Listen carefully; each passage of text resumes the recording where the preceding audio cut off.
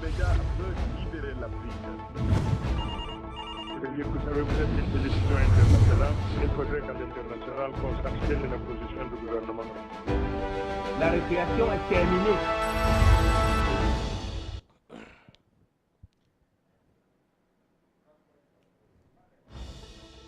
Mesdames et messieurs, bonsoir à toutes et à tous et merci de nous rejoindre en direct pour cette autre édition de La Palabre Intellectuelle. Force conjointe du G5 Sahel, 120 millions d'euros collectés ce jour à Bruxelles. La conférence internationale de haut niveau sur le financement de la force conjointe sous-régionale s'est terminée ce vendredi à Bruxelles avec l'annonce de l'atteinte de 271 milliards de francs CFA sur 277 milliards nécessaires pour l'opérationnalisation de la force. En réponse aux besoins et aux priorités opérationnelles nécessaires à la pleine opérationnalisation de la force conjointe et exprimée par son commandant, des annonces cumulées de l'ordre de 414 millions d'euros ont été faites, dont 176 millions de la part de l'Union européenne et de ses États membres, y compris les 100 millions d'euros de la facilité africaine de paix, a indiqué le communiqué final. Dès l'entame de la réunion, l'Union européenne a annoncé qu'elle doublait sa contribution au financement de la force conjointe du G5 Sahel et allant donc de 50 à 100 millions d'euros. L'objectif de cette réunion, qui était d'atteindre les 300 millions d'euros, est d'ores et déjà donc dépassé. Il faut rappeler que le budget initial de la force conjointe du G5 Sahel est estimé à 423 millions d'euros, soit 277 milliards de francs CFA. Mesdames et messieurs, merci de nous retrouver en direct et rappeler que tout à l'heure, nous allons tenter ensemble de comprendre ce déroulement, ces quelques conclusions qui nous parviennent donc de Bruxelles, et nous allons entre autres tenter de comprendre ce que pourront les États du G5 Sahel avec cette somme qui va être déposée dans les caisses de l'organisation sous-régionale. Et puis nous allons également nous intéresser à la réunion, à la monnaie unique, autant pour moi, de la CEDEAO. Rappelez que la monnaie unique est annoncée pour 2020 désormais. Les 4 chefs d'État membres du groupe de travail sur la monnaie unique de la CEDEAO ont adopté le 21 février à Accra au Ghana une nouvelle feuille de route afin d'accélérer la mise en œuvre de cette monnaie. La date de lancement est fixée à 2020. Le principe étant que les pays qui sont prêts pourront démarrer en attendant d'être rejoints par les autres. Dès cette année, un institut monétaire commun à l'espace CEDEAO devrait voir le jour. Mais au-delà de cette volonté affichée, il reste beaucoup de questions à résoudre. Le vice-président ghanéen a affirmé que son pays serait prêt à adopter cette monnaie dès 2020. Le président ivoirien s'est vanté que le sien respecterait dès 2019 les critères de convergence. Selon plusieurs analystes, après des décennies d'immobilisme, les dirigeants ouest-africains font preuve d'un étonnant volontarisme qui cadre avec l'ère du temps et le débat sur l'avenir du franc CFA. Un volontarisme que nous allons analyser sur le plateau de La Palabre Intellectuelle avec vous, mesdames et messieurs. Merci donc de nous retrouver en direct.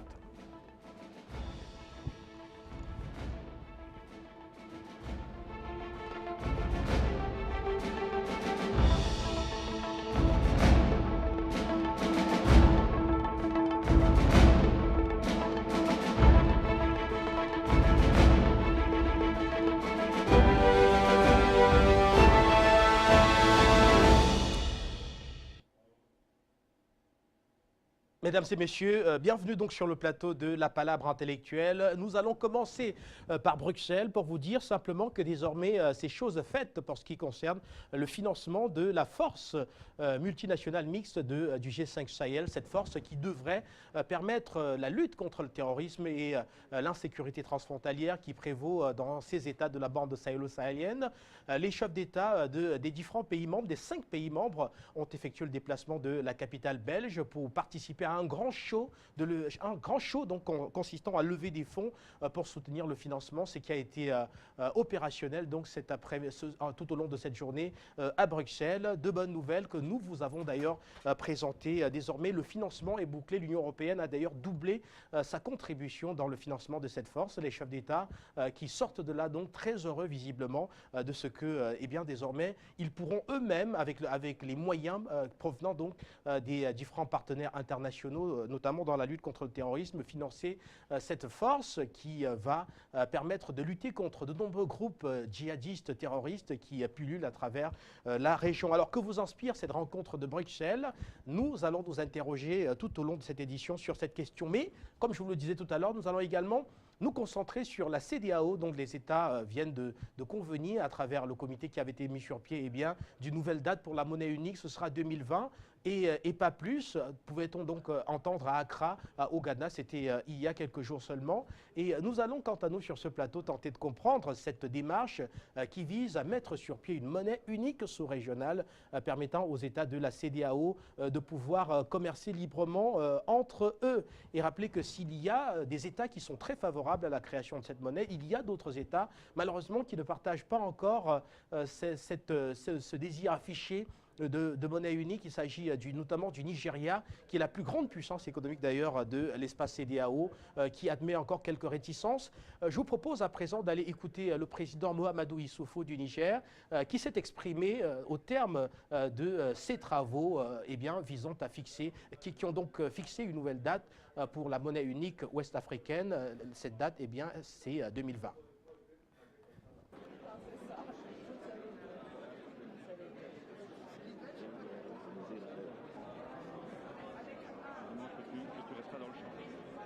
On va quitter momentanément, donc voilà.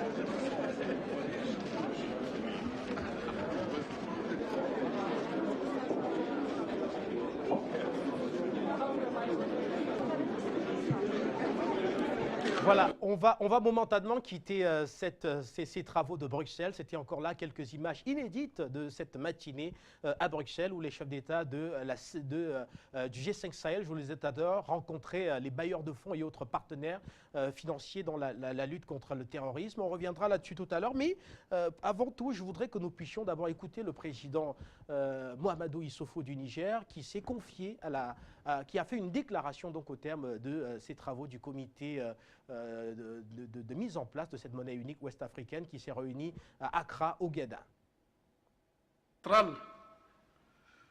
Excellences, Mesdames et Messieurs, les chefs de mission diplomatiques et représentants des organisations internationales, honorables invités, Mesdames et Messieurs.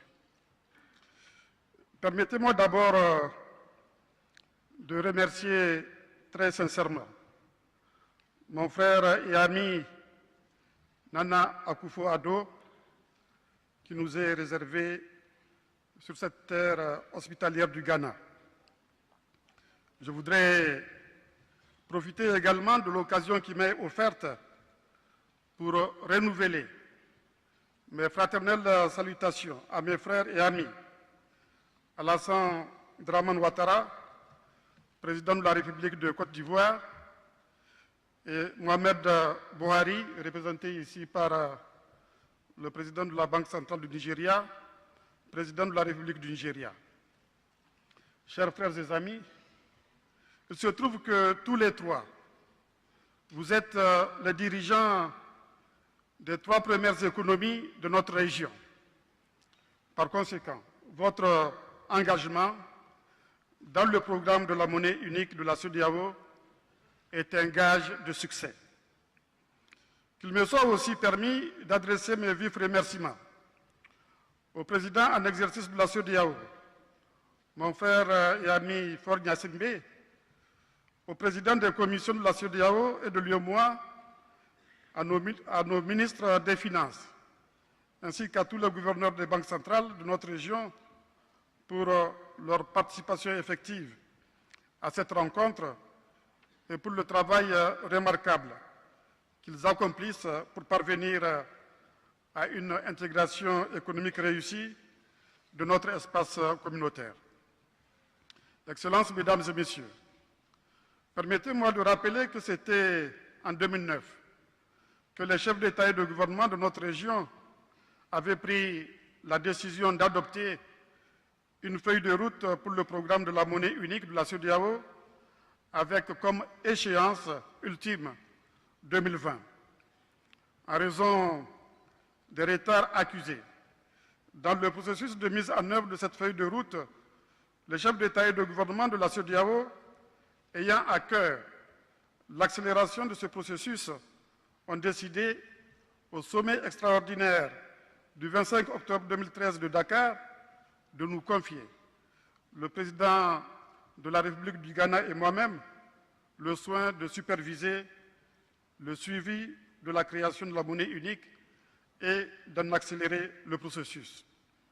En 2015, notre comité a été fort opportunément élargi au président de la République du Nigeria et au président de la République de Côte d'Ivoire. Par ailleurs, pour accompagner et conseiller les chefs d'État dans leur mission, il a été mis en place en 2014 une task force présidentielle et depuis sa création, celle-ci s'est réunie 4 fois, alternativement au Niger et au Ghana, la dernière réunion étant celle du 24 octobre 2017 à Niamey. Excellences, Mesdames et Messieurs, aujourd'hui, force est de constater qu'à la faveur de notre engagement politique et de l'ambition sans cesse renouvelée pour une CEDEAO des peuples, unie et dotée d'une seule valeur monétaire, les chantiers abattus par la task force ont permis d'enregistrer des avancées significatives dans la conduite du processus de création de la monnaie unique. C'est sur cette base que la conférence des chefs d'État a pris d'importantes décisions sur le programme, à savoir l'adoption de l'approche progressive vers la monnaie unique, la révision de la feuille de route élaborée en mai 2009, le recentrage et la réduction des critères de convergence de 11 à 6, l'élargissement de l'organe de pilotage du processus de la création de la monnaie unique au président du Nigeria et de la Côte d'Ivoire, la création d'un institut monétaire de la CEDEAO en 2018 pour fédérer et rationaliser les multiples institutions existantes, l'adoption du principe de création d'un fonds de stabilisation et l'adoption du principe de la fixation d'un taux de change irrévocable. Excellences, Mesdames et Messieurs, malgré les avancées que nous venons de citer, le chemin qui reste à parcourir est parsemé de nombreux défis que nous sommes déterminés à relever. En effet, selon le pacte de convergence et de stabilité macroéconomique révisé en 2015, la coordination des politiques économiques, le renforcement de la convergence et de la stabilité macroéconomique devraient créer les conditions pour conforter la coopération monétaire. Il vous souviendra que la 4e réunion de la Task Force, tenue le 24 octobre 2017 à Niamey, a fait un état des lieux de la mise en œuvre de la feuille de route et a souligné, nonobstant les progrès significatifs relevés, quelques difficultés pour tenir l'échéance 2020. Cette situation que je viens d'évoquer est largement due aux différents chocs exogènes et défis auxquels font face les États, notamment le terrorisme, l'instabilité politique, l'épidémie Ebola, les changements climatiques et les chocs des prix de matières premières. À cet égard, la Task Force, au terme de sa réunion d'octobre 2017 à Niamey, a instruit le comité ministériel de tenir une réunion dans un délai de 3 mois en vue de lui soumettre un rapport sur une nouvelle feuille de route garantissant le démarrage de l'Union monétaire en 2020. Cette réunion vient de se tenir ici même à Accra et son rapport nous est soumis pour examen. Pour atteindre ce résultat, le comité ministériel a bénéficié de l'accompagnement technique de la Commission économique pour l'Afrique qui a produit une étude de qualité sur le processus de la monnaie unique. C'est l'occasion de remercier la Commission des Nations Unies pour l'Afrique pour cet appui combien inestimable et de féliciter le président de la Commission de la CEDEAO et le président du comité ministériel pour leur dévouement et leur abnégation dans la mise en œuvre de cette instruction.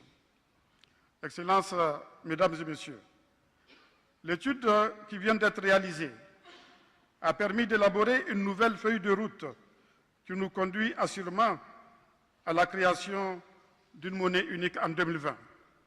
Je lance un appel à tous les États membres de la CEDEAO à redoubler d'efforts pour que l'objectif de création de la monnaie unique en 2020 soit enfin une réalité. Excellences, Mesdames et Messieurs, au cours des présentes assises, nous aurons donc à examiner les relevés de conclusions de la réunion du comité ministériel et valider les propositions formulées. Notre monnaie unique nous donnera ainsi les chances de construire un espace économique fort, capable de rivaliser avec les autres espaces économiques en construction à travers le monde. Nous devons saisir cette occasion historique. Nous devons ne pas faillir, car nos populations espèrent déjà depuis trop longtemps. Il est temps d'honorer la mémoire de nos illustres aînés qui nous ont montré le chemin de l'intégration, de l'union et de la fraternité il y a de cela bientôt 2 générations. Le 21 mars prochain, nous adopterons à l'échelle du continent l'accord de la zone de libre-échange continentale. Quelle bonne nouvelle de plus pour les peuples africains si notre région, déjà la plus intégrée du continent, venait à confirmer ici à Accra sa marche inexorable vers l'intégration monétaire. C'est avec cette considération et convaincu qu'il en sera ainsi que je souhaite plein succès à nos travaux. Je vous remercie de votre attention.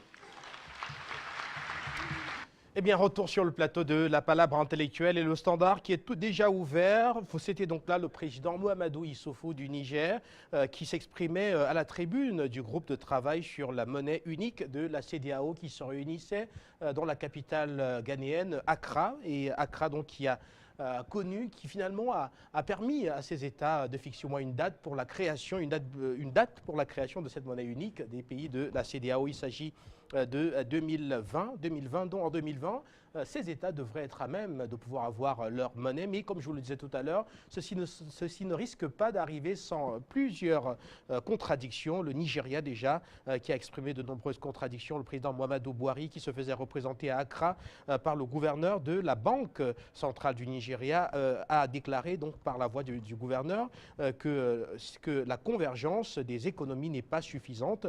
Les objectifs en termes d'inflation sont irréalistes, pour reprendre exactement donc ces propos. Et le Nigeria qui souligne en outre que la zone franc devrait commencer par couper le lien avec le Trésor français et au moins indiquer les échéances de désengagement. Plusieurs contradictions qui risquent ici de rendre ineffectif ou alors inopérationnel, permettez cette date de 2020 qui est annoncée pour la mise en place de cette monnaie unique de la CEDEAO, la communauté économique des États, la communauté économique des États de l'Afrique de l'Ouest. Mesdames et messieurs, merci de nous retrouver en direct. On va rapidement aller au standard et retrouver tous ceux qui nous y attendent déjà, notamment Patrice Kouangeng qui semble s'être déjà connecté au standard de la télévision panafricaine. Patrick, vous nous retrouvez en direct. Vous allez peut-être commencer par nous commenter ces travaux de Bruxelles dont on a vu tout à l'heure quelques images inédites. Vous nous retrouvez, bienvenue à l'antenne.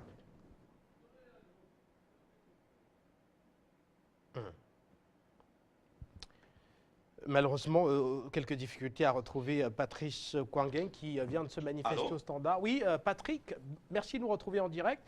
Alors Patrick, je ne sais pas par où est-ce que vous allez commencer parce qu'il y a 2 faits marquants de l'actualité. Il y a d'abord le G5 Sahel qui a finalement trouvé l'argent nécessaire pour le financement de la lutte contre le terrorisme et l'insécurité transfrontalière. Mais il y a également la CEDEAO qui annonce pour 2020 la création d'une monnaie unique sous-régionale. Oui, bonsoir, monsieur Guy Faudrop. Bonsoir à tous les techniciens et standardistes. Vous me suivez? Parfaitement, Patrick, nous vous écoutons. Merci. Je vais commencer par la prescription que vous m'avez je commence à le sommet de Bruxelles relatif à la recherche de fonds pour financer le G5 Sahel, autant pour moi. Je, il faudra, les chefs d'État concernés ou invités ont été présents, mais comme nous avons toujours eu ici à mentionner, il serait important, voire même grave, que les chefs d'État qui étaient ensemble trouvent une solution pour autofinancer. Il y a un secret de polichinelle de dire que quand c'est l'extérieur qui finance vos opérations,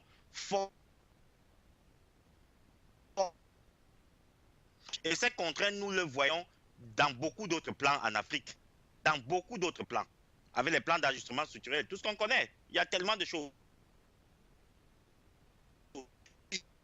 Ça s'asseye ensemble, trouve une stratégie commune en s'appuyant sur le diaspora afin de trouver les moyens financiers nécessaires pour contre l'insécurité dans la région. Ça, c'est d'un.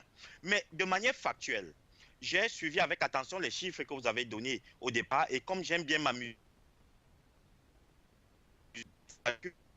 précis, le budget initial est de 470 millions d'euros, à peu près par là, ce qui correspond à peu près millions de francs CFA. Malheureusement, Patrick, je vous demanderai de nous recontacter parce que nous avons quelques difficultés de liaison avec vous. Prenez votre temps, recontactez-nous pour que nous puissions mieux progresser ensemble. On va prendre cette fois-ci M. Ntonga qui est au Cameroun et qui nous retrouve. Alors, M. Ntonga, finalement, les États du G5 Sahel trouveront de l'argent et principalement auprès de la communauté internationale pour la lutte contre le terrorisme. Certains téléspectateurs ne partageaient pas trop cette lancée du G5 Sahel qui a voulu aller trouver cet argent au carrefour du monde. Maintenant que c'est effectif, quelle est votre réaction? Bonsoir, M. Guy Fandor. Bonsoir. Bonsoir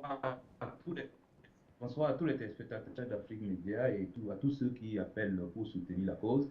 Monsieur Guy Fandor, contrairement à ce que vous avez déclaré que c'était deux très bonnes nouvelles, je voudrais faire une précision. Deux faits marquants de l'actualité et pas deux très bonnes nouvelles parce que je ne commente pas les nouvelles, M. Ntonga. D'accord, merci de cette précision, M. Guy Fandor. Ça, je préfère cette version-là parce qu'elle est vraiment... C'est vraiment deux faits marquants. Mais malheureusement, pour nous les Africains, ces deux faits marquants-là ne sont pas très bons. Je vais commencer par le G5 Sahel. Je ne pense pas que Bruxelles se trouve au Sahel. Ça, c'est vraiment la première chose qu'il faut retenir. Donc, si c'est à Bruxelles, c'est encore une affaire des Blancs qui sont en train de monter une entourloupe pour venir, pour ne pas utiliser une expression vulgaire, niquer les Africains de l'Afrique de l'Ouest. Je m'explique. Nous avons vu le président français tout content parce que le budget total du G5 Sahel, je crois que vous l'avez dit sur votre plateau, c'était environ 500 millions. Mais c'est 500 millions d'euros. On n'a pas dit 500 millions de francs CFA. C'est 500 millions d'euros. Donc ça veut dire que ça entre directement dans les trésors français puisque nous n'utilisons pas l'euro dans le Sahel. Et la France va alors fabriquer ces bouts de papier qu'on appelle le CFA et venir déverser dans cette zone-là. Et donc, si le G5 Sahel n'est pas une histoire des peuples, si c'est les peuples africains qui s'étaient réunis et chacun aurait mis un seul franc CFA par appel téléphonique, on aurait trouvé les 500 millions, là, même en une seule journée, dans l'Afrique de l'Ouest ou dans la CEDEAO. Donc, le fait que ce soit de l'argent qui vient de ces blancs que vous nous montrez, pour moi, c'est une histoire financière montée de toutes pièces. Donc, ça n'apportera rien aux Africains. La seule chose que ça apporte aux Africains, c'est encore une petite séance d'humiliation. Parce qu'on est des présidents africains très excellents dans leur démarche de mendiants, en train d'aller commander. Ils sont loin de leur peuple. Alors qu'il suffit, je vous dis, M. Guy Fandor, il suffit que un président de ces pays du G5 demande un franc CFA par appel téléphonique. Et ils vont réunir cette somme-là en une seule journée. Qu'est-ce que les Africains veulent à la fin Donc, je vous dis, il faut dire à nos dirigeants vraiment d'arrêter ce balai d'humiliation où ils vont à chaque fois montrer qu'il faut commander de l'argent alors que nous sommes le continent le plus riche. Bon, je ne vais pas dire plus sur ce G5. Pour moi, c'est déjà un truc foutu et j'espère que ça ne va pas apporter une cohorte de morts et de cette zone du Sahel. Je vais passer à l'autre sujet qui est cette monnaie unique en 2020. Monsieur Guy Fondov, il faut vraiment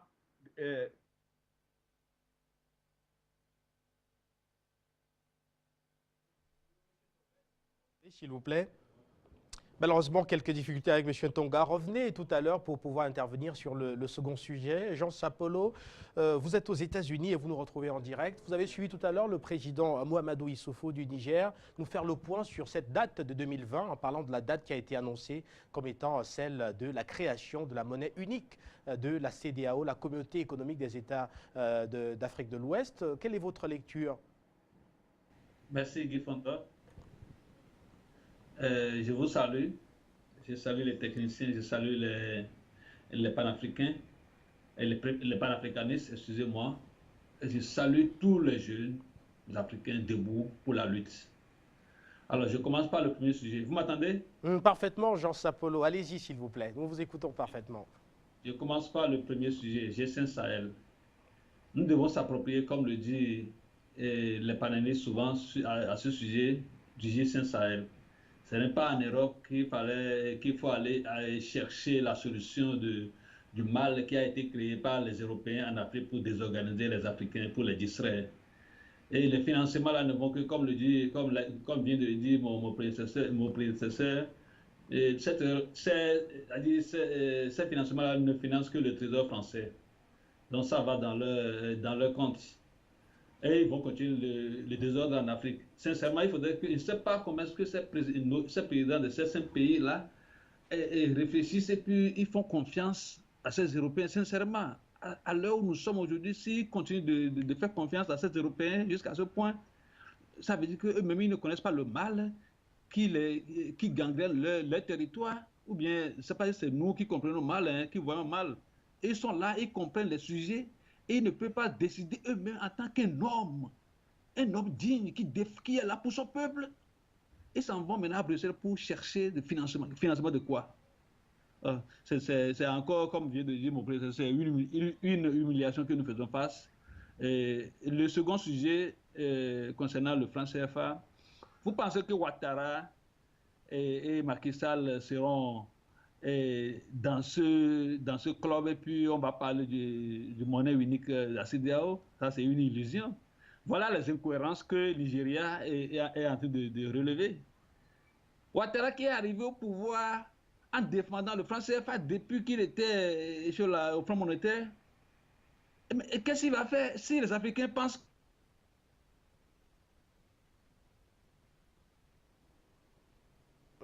On dirait que nous avons quelques difficultés de liaison avec Jean Sapolo qui vient nous retrouver des États-Unis. Mais Jean, rappelez que le président Alassane Ouattara n'est pas contre cette monnaie unique ouest-africaine. D'ailleurs, il a annoncé que son pays atteindra les critères de convergence avant la fin de l'année 2019, comme pour dire que la Côte d'Ivoire sera en avance par rapport aux autres États. Alors, on va aller prendre un autre téléspectateur pour une autre réaction. Merci de nous retrouver en direct. Bienvenue. Alors, nous avons un autre appelant au standard. Merci de nous retrouver. Bienvenue à l'antenne. Oui? Bonsoir, M. Guy Fondov. Bonsoir. Oui, juste une petite analyse par rapport au comportement de... Allô?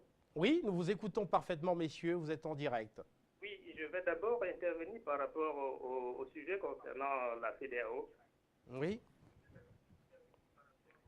Je crois que la position du président Bouhari est due au fait qu'il y a un certain Ouattara dans cette commission. Je crois qu'avec Ouattara, ce serait pratiquement impossible parce que Ouattara, c'est un Français.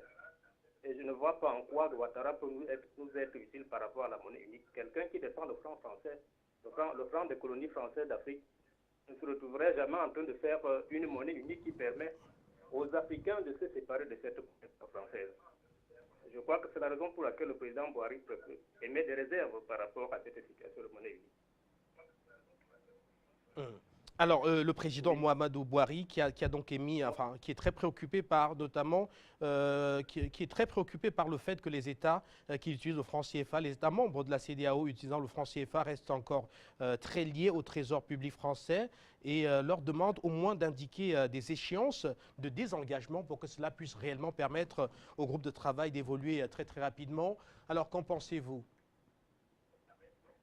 Oui, d'une part, le président Boari devrait avoir raison de demander qu'il y ait une certaine comment dirais-je, une certaine marge de sécurité permettant de savoir qu'en s'engageant, on peut arriver à bon terme pour ce qu'on est en train de vouloir faire. Mais n'en demeure pas moins que c'est déjà bien le pas que les pays ouest-africains ont fait, décider de faire une monnaie unique à partir de 2020.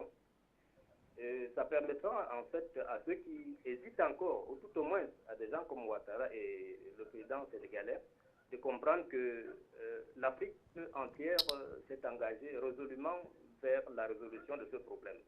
Et s'ils prennent le pas, ils comprendront que ce sera peut-être les derniers. Peut-être cela leur fera réfléchir pour un bout de temps. Ils prendront également l'initiative de s'aligner derrière les autres présidents qui auront déjà pris le pas.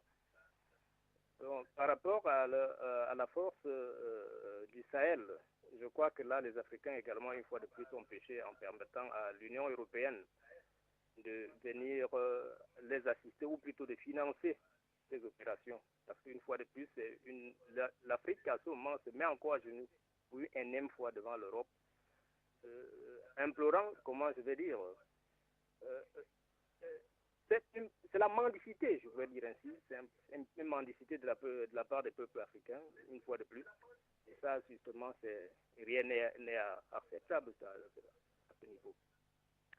Les Africains sont capables, s'ils se concertent, de réunir l'argent nécessaire pour financer cette opération.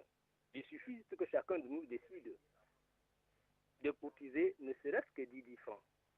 Le minimum que l'on puisse avoir.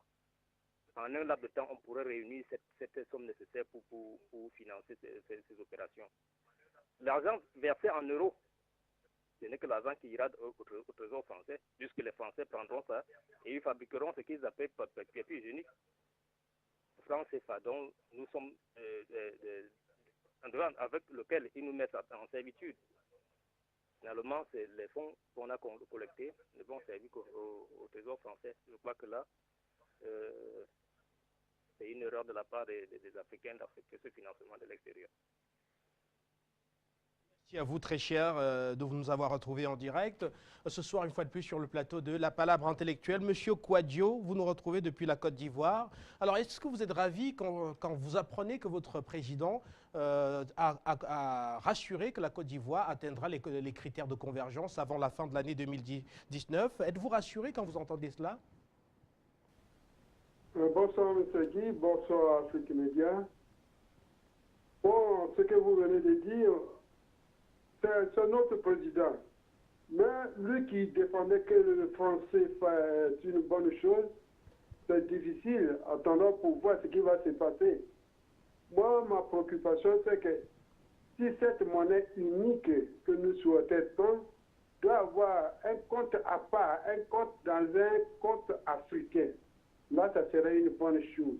Si ce compte plutôt va rester toujours sur le compte d'opération, ça ne vaut même pas la peine qu'il y ait cette union pour la monnaie. Mais attendons de voir comme il apparaît. Donc nous aussi, on va voir ce qui va se passer. S'il change de comportement, c'est une bonne chose pour nous, les Africains.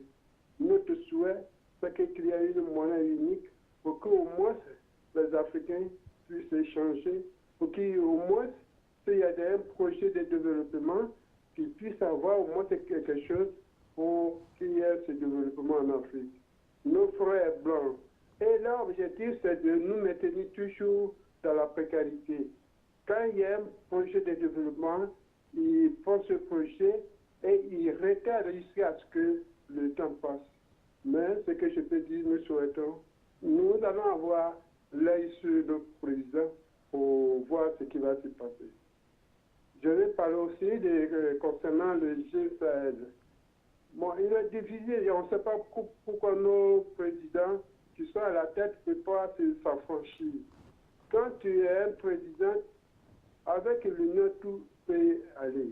Mais toujours, ce qui nous maintient dans la pauvreté, c'est...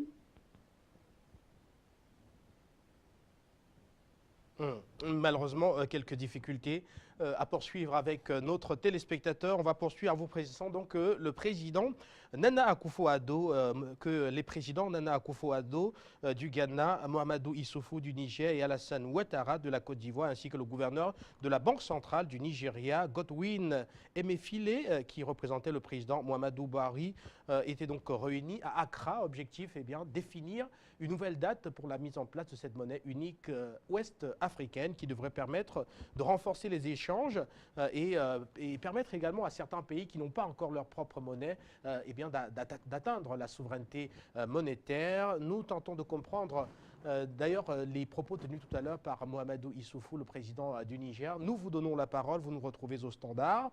Et bien sûr, nous vous écoutons. Patrick, vous revenez au standard, Patrick Kouangé, cette fois-ci pour vous exprimer amplement sur cette lancée en Afrique de l'Ouest autour d'une monnaie unique. Oui, merci M. Kifodop. Vous me suivez? Oui, parfaitement. Patrick, allez-y s'il vous plaît. Merci, en espérant que la technique sera de mon côté cette fois. Je disais tout à l'heure que relatif déjà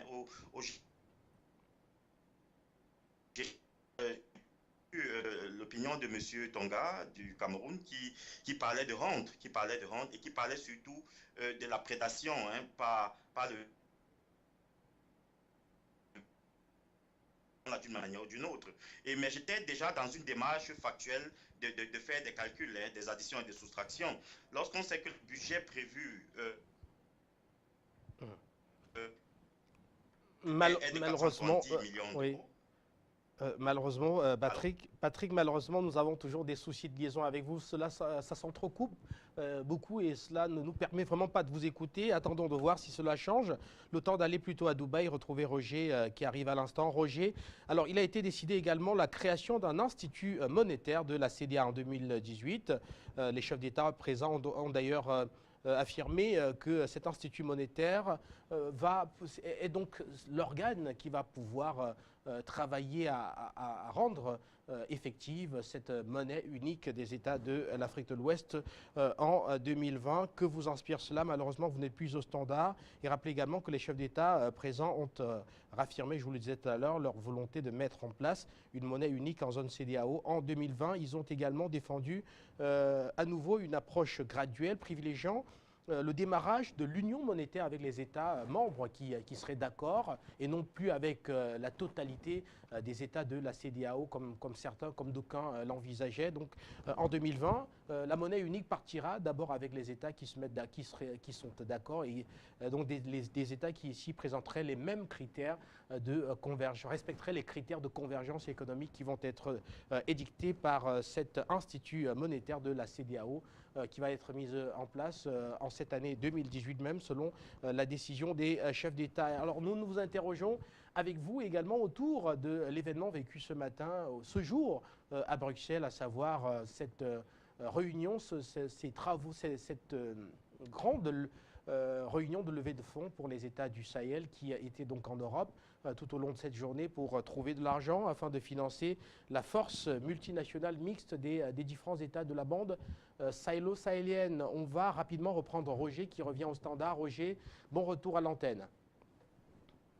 Oui, bonsoir Gifondop et bonsoir Fémélia.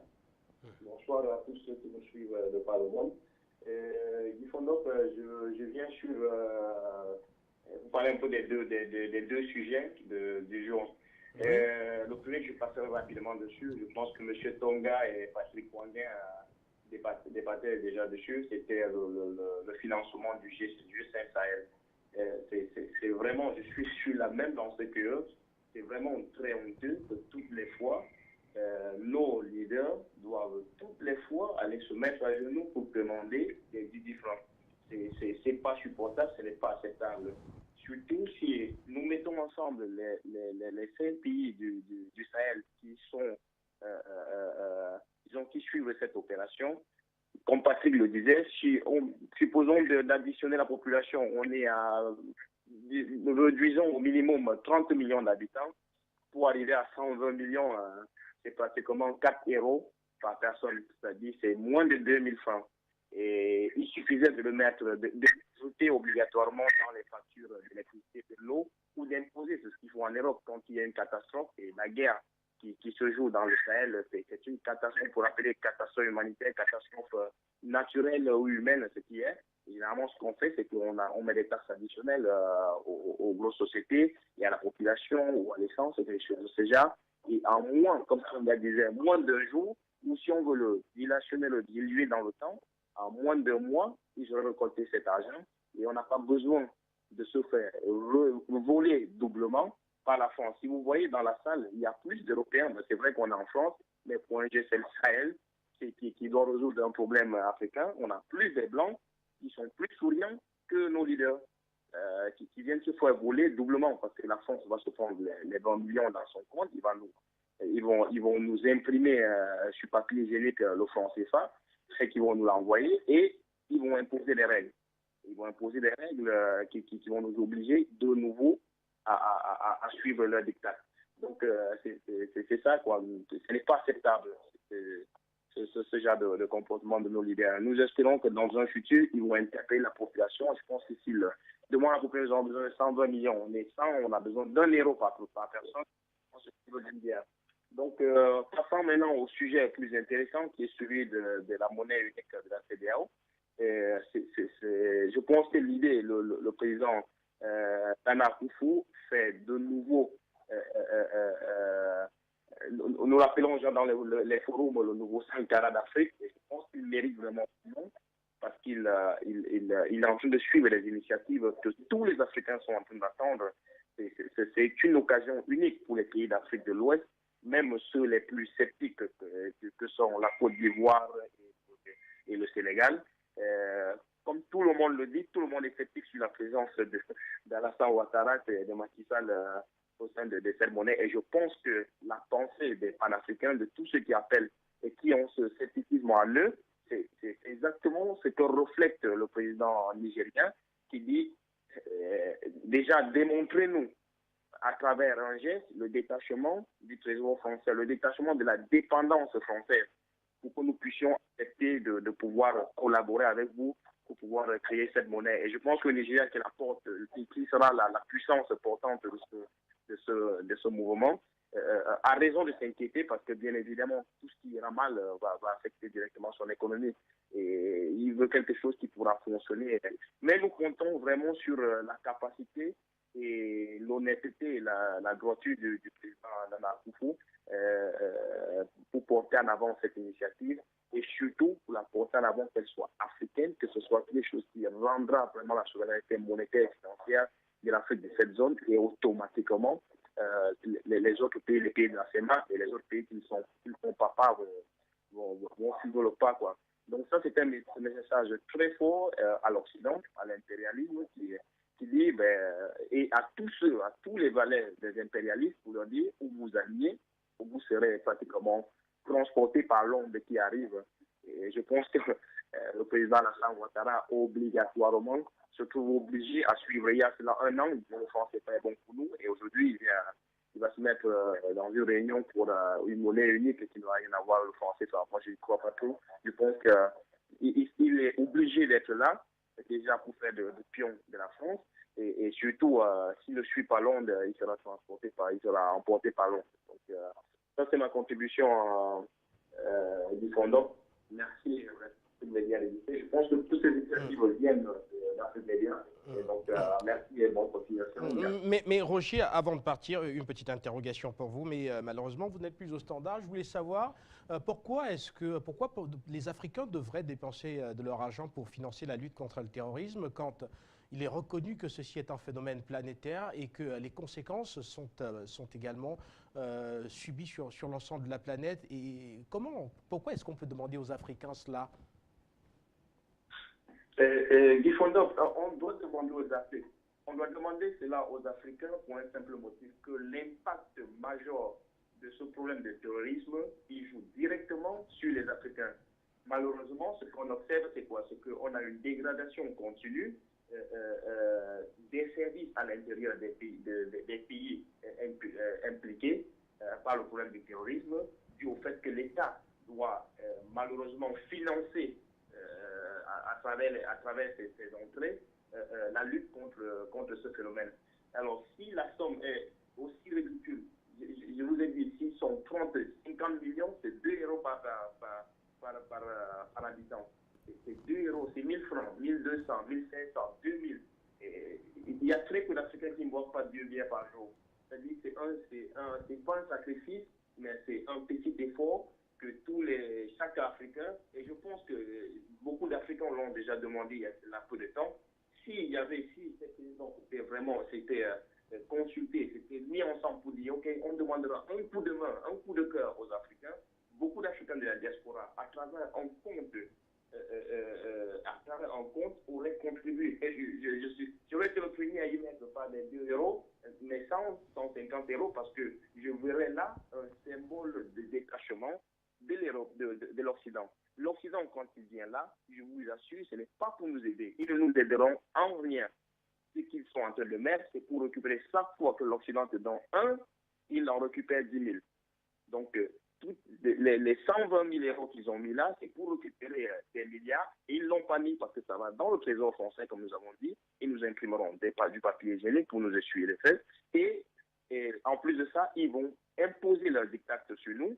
Et cette guerre sera simplement une guerre contre nous à la fin. Ce sera une barrière ils viendront imposer une barrière en Afrique, contrôlée par les Occidentaux, et une porte d'entrée pour leur base en plus, leurs aides, parce qu'ils seront là pour les aides humanitaires et pour aider les armées qui iront lutter contre les terroristes. Ça, c'est le problème. Nous avons besoin de nous détacher des Occidentaux, pas de nous attacher plus.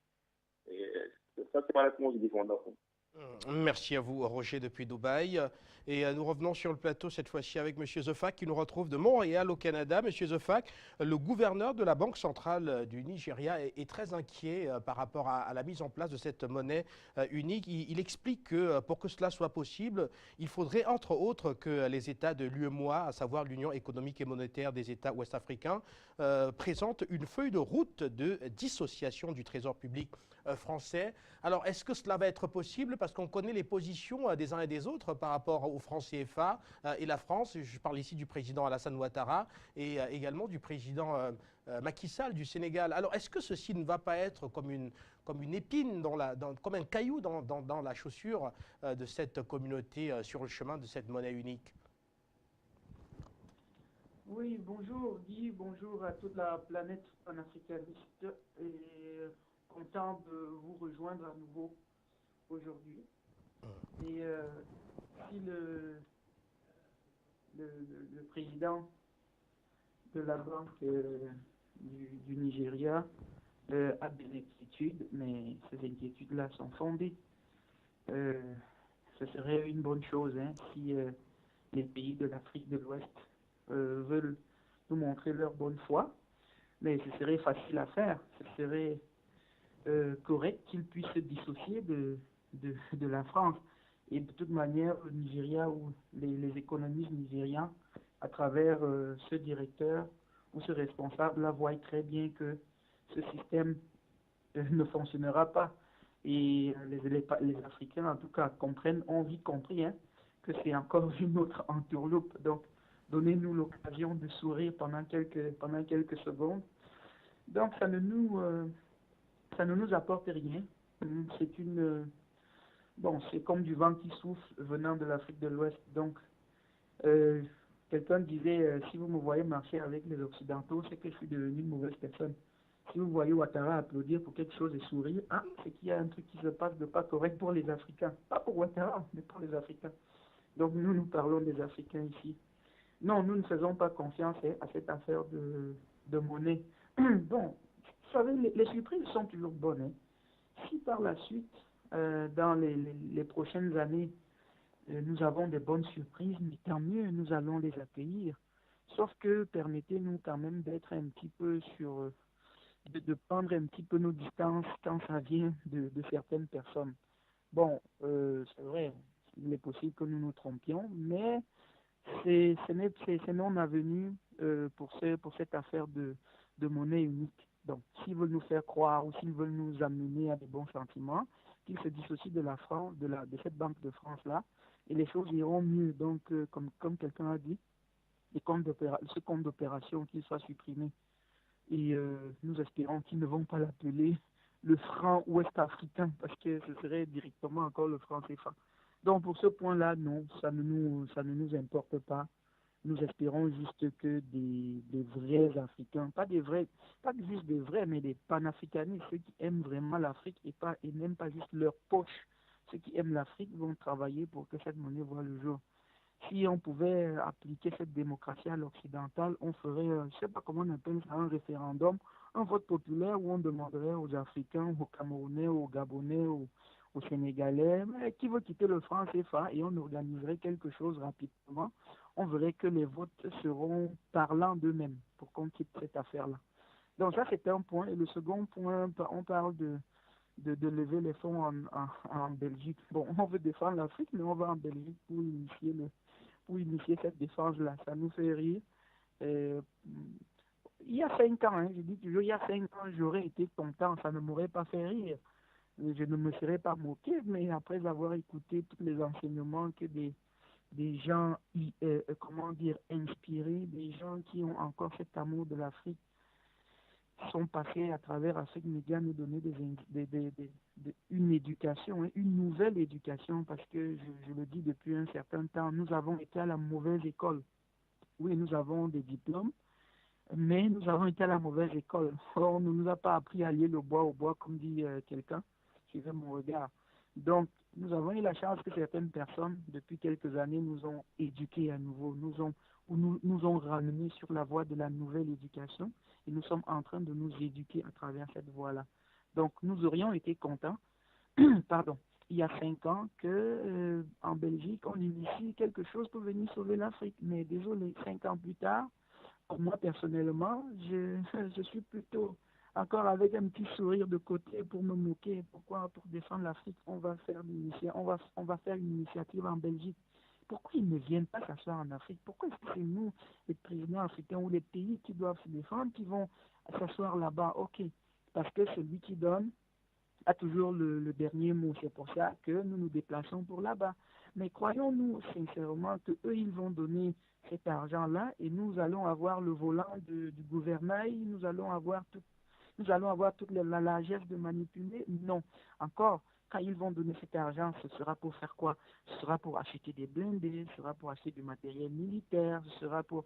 Et qui produit le matériel militaire? C'est encore eux. Donc, pour ceux qui nous ont parlé il y a quelque temps de la main invisible de l'économie ou des affaires comme ça, nous voyons encore très bien comment est-ce que ils font pour booster leur économie. Quand ils vont dire oui, on vous a donné de l'argent, en fait, ils ne nous ont jamais donné. Tout ce qu'ils vont faire, c'est quoi? Ils vont fabriquer du matériel militaire, ils vont nous envoyer et ils vont dire que ça vous a coûté tant, et à travers les matières premières qu'ils puisent au Niger et au Mali et l'uranium, ils vont se mettre plein les poches. Donc c'est un mécanisme que, bon, moi personnellement je n'arrive pas à expliquer, mais je comprends quand les panélistes nous expliquent. Nous comprenons que c'est une entourloupe. Si nous voulons sauver l'Afrique, c'est aux Africains de le faire. Et nous avons dit depuis quelque temps déjà que si on avait quelque chose, et mon précédent vient de dire la même chose, que les Africains peuvent mettre la main à la pâte. Il a fait un calcul rapide, il parlait de 2 euros par personne, 1600 ou disons 2000 francs CFA par personne. Alors si on dit que chaque Africain doit donner les 2500 pour qu'on sauve l'Afrique, mais il y en aura qui ne donneront pas, mais il y en aura qui donneront plus. Donc comme c'est une moyenne, ce sera vite atteint. Pourquoi ils n'initient pas ces choses-là? Pourquoi on ne passe pas à travers l'Union africaine pour sauver cette partie de l'Afrique-là? Et il y a une question que tu as demandé tout à l'heure, et par là je vais sortir, Guy, que pourquoi est-ce que on ne prendrait pas cet argent parce que le terrorisme est international? Il est international parce que, vous savez, quand ça vient de l'Occident, c'est international, non? Donc, ils essayent de tout faire pour que, quand ça vient de chez eux, ils ramènent ça partout. Et puis, ils disent international. Nous étions tranquilles en Afrique. Qui nous a ramené ça avec des stratagèmes diaboliques? C'est eux. Donc, voilà, Guy, merci Afrique Média d'exister pour nous. Bonsoir. Merci à vous, M. Zefac. Depuis Montréal, au Canada, et je vous le disais tout à l'heure, il y aura des critères de convergence économique avant d'intégrer cette monnaie nationale des États, avant d'intégrer, permettez, cette monnaie des États, monnaie unique des États ouest-africains. Il faudrait donc avoir un taux de déficit public ne dépassant pas les 3% du produit intérieur brut et un taux d'inflation inférieur ou égal à 5%, des critères de convergence qui ne suffiront pas selon le Nigeria, qui pense qu'il faudrait avant tout que les États de la zone, de la sous-région qui utilisent le franc CFA, eh bien, coupent d'abord tout lien avec le trésor public français pour être sûr qu'il y aura effectivement une pleine souveraineté de cette monnaie unique pour l'ensemble des États. Alors que vous inspire tout ceci? Monsieur Nguessan, justement, vous êtes en Belgique. Je ne sais pas si vous êtes rendu au centre de conférence pour suivre ces travaux du G5 Sahel avec les partenaires financiers internationaux. Bonsoir M. Guy, bonsoir les téléspectateurs, bonsoir à tous les techniciens qui nous permettent de pouvoir appeler et suivre Afrique Média. Eh bien, vous savez, pour aujourd'hui, permettez-moi l'expression, un Africain sérieux, ce n'est pas des sujets qui nous intéressent. Vous voyez, les prédécesseurs ont déjà dit, c'est-à-dire que bon, ben, ça fait honte à l'Afrique, en tout cas l'Afrique éveillée. Et voilà, il aurait fallu que nos chefs d'État comprennent et qu'ils mettent des mécanismes en place de financement ce projet pour qu'on puisse nous-mêmes nous défendre nous-mêmes.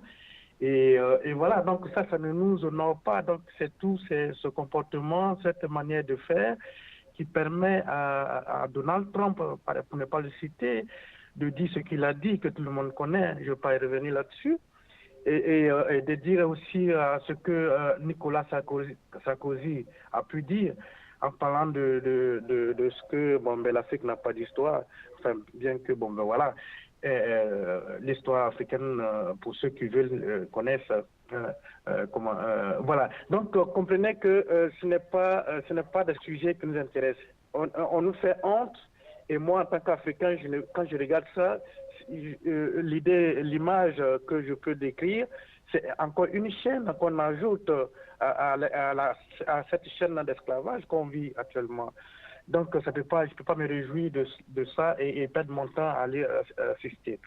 Alors, pour revenir au deuxième sujet, si vous permettez, la résolution de la CEDEAO par rapport à la monnaie qui va être mise en place en 2020, l'échéance, je pense que l'idée est bonne si les chefs d'État suivent l'actualité, ils comprennent un peu la dynamique inarrêtable en cours. C'est une très très bonne idée, mais à côté de cela, permettez-moi de dire, le président de mon pays actuel, qui hier a donné son avis bien tranché sur sa position, je pense que j'attends de voir ce qui va arriver. Et le président nigérien, a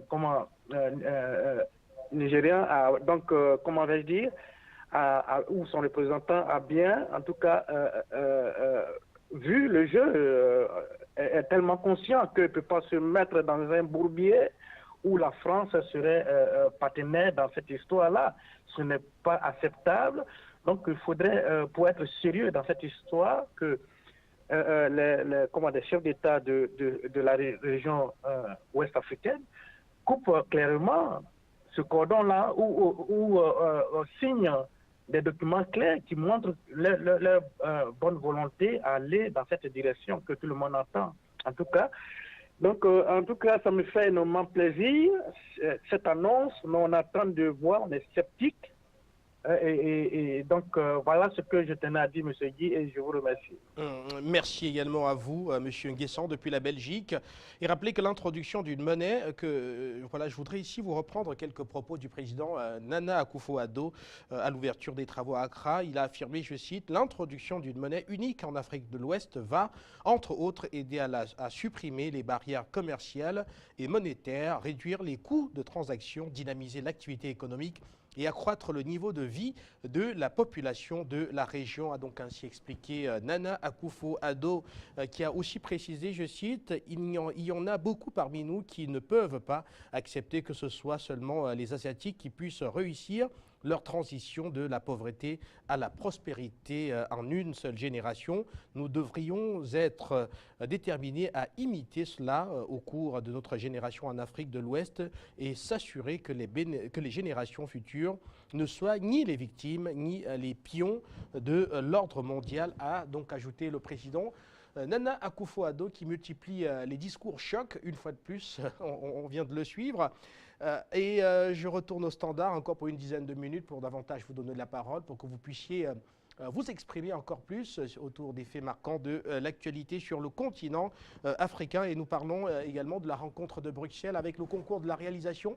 On va une fois de plus retourner à Bruxelles pour vivre encore pour suivre encore ces images inédites tournées dans la capitale belge. Les chefs d'État du G5 Sahel, bel et bien présents sur place avec plusieurs chefs d'État européens et également des bailleurs de fonds qui ont effectué le déplacement pour soutenir financièrement les États de la région. Donc on va suivre quelques instants et puis nous reviendrons sur le plateau.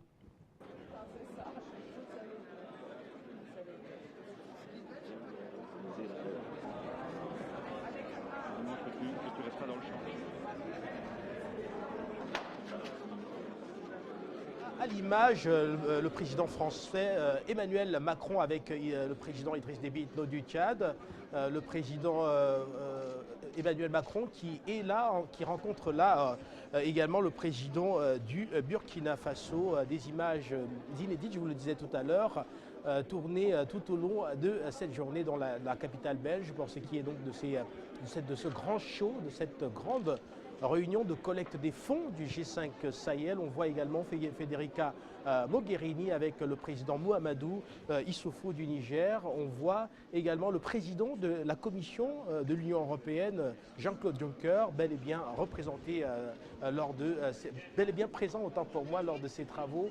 On voit de nombreuses personnalités qui ont effectué donc le déplacement de la capitale belge. Le président de la Commission de l'Union africaine, Moussa Faki Mahamat, était également présent. Je vous propose de suivre Federica Mogherini. Plus de 60.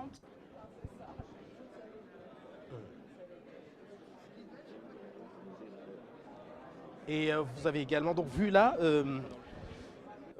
Federica Mogherini, effectivement présente à ces échanges. On revient sur le plateau rapidement pour cette fois-ci prendre quelques appelants. Alors que vous inspire cette annonce du financement pratiquement bouclé de la force du G5 Sahel? On va d'abord prendre Patrice Kwangen qui revient cette fois-ci dans un voice note. Patrick, tout à l'heure, il a été très difficile de vous retrouver.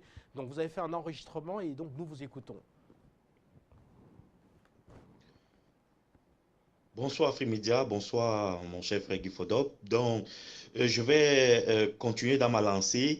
Lorsque nous faisons simplement l'addition et soustraction des montants, nous constaterons aisément que le budget initial était de 470 millions d'euros, qui représente 307 milliards 850 millions de francs CFA. Et jusqu'aujourd'hui, après plusieurs années, on n'a pu que récolter 120 millions d'euros, qui est 78 milliards 600 millions de francs CFA. Donc, en fait, un ratio de 25% du budget atteint jusqu'à l'heure. Donc, vous voyez, mon cher frère Guy Fodop, il manque encore 229 milliards 250 millions de francs CFA.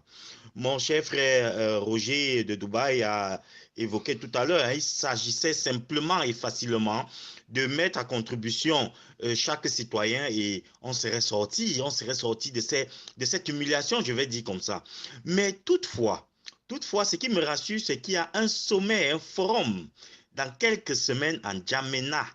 Et j'exhorte tous ceux qui seront, le responsable ou alors les responsables de la GEPA qui éventuellement seront, je crois, il faudrait poser clairement la question au président Idriss Déby qui sera présent, ou alors à un membre du gouvernement pour savoir, afin de savoir qu'est-ce qui ne va pas.